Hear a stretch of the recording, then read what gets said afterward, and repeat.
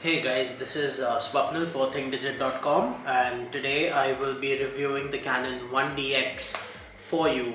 And however, before I get into the review of the 1DX, I'd like to take some time out to talk about the 1D series of cameras.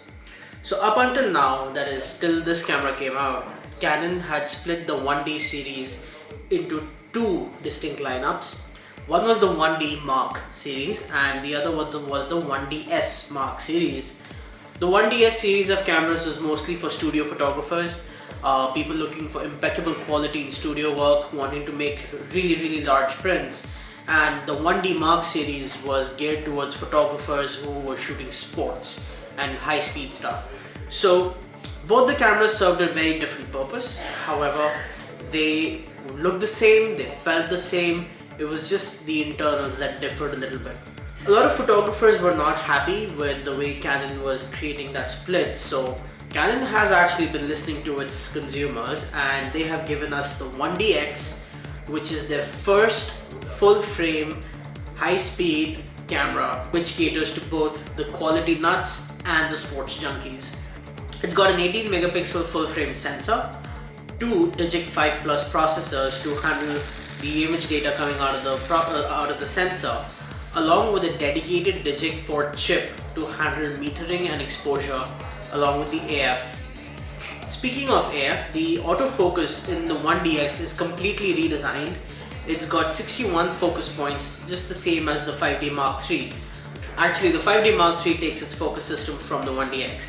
Anyway, it's got a 61 point focusing system, out of which 41 are cross type and have a sensitivity of up to f5.6.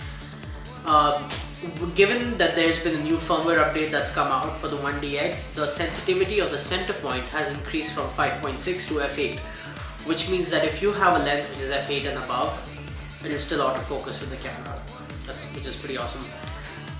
So there's that on the basic specifications, and if you're familiar with the 1D series of bodies, you would know that there is a standard grip on when you're shooting landscape and then a secondary grip when you're shooting portrait. Not much has changed in this design. However, we do get now two buttons on each side, one for depth of field preview and the other that is programmable. On the back too, not a whole lot has changed. We still see the very similar back. What is really nice though is that while Nikon's D4 has gone towards the one CF card and one XQD card slot, Canon has maintained the standard and gone with two CF card slots instead.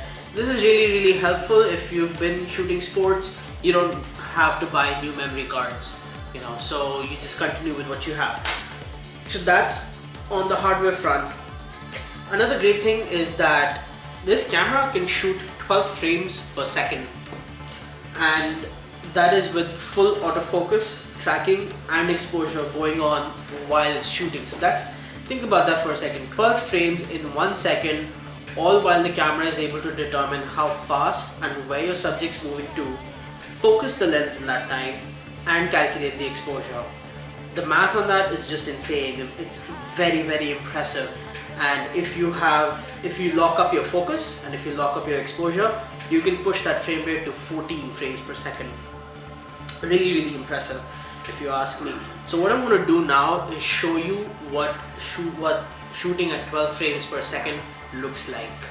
So I'm just going to take the lens off so you can see the shutter. So this is what 12 frames per second on the Canon 1DX looks like. And you know what that sound likes too. So it has a pretty impressive buffer. We've been shooting with this camera for about a few days now, and we have never hit a spot where the shooting stopped because the buffer was full. Of course, we've also been using high-speed SanDisk cards. SanDisk was nice enough to loan us a couple of 95 Mbps CF cards. So the camera was writing to the cards super fast.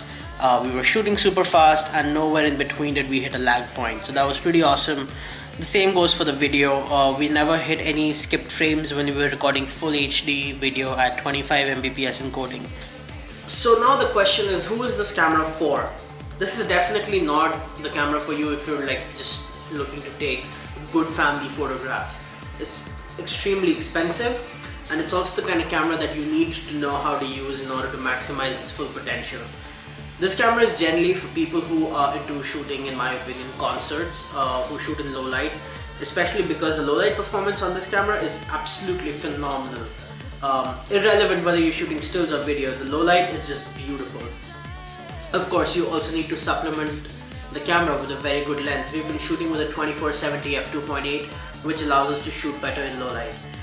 Anyway, so concert shooters, yes, buy the camera. If you're a sports photographer, buy the camera. If you're a photojournalist who's generally involved in shooting situations that are risky, where the weather is unpredictable, buy this camera. It's weather sealed, and we're pretty sure it can handle anything we throw at it, including a person, and the camera will probably not take any damage.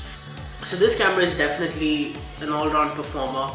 You cannot go wrong with the 1DX. It's great, it focuses really fast, it does not miss its target, and it's extremely efficient and very good if you know exactly what you're trying to make it do. That's it from me, guys. This is the Canon 1DX on thinkdigit.com. Look forward to our entire review that should be up sometime next week. Thank you.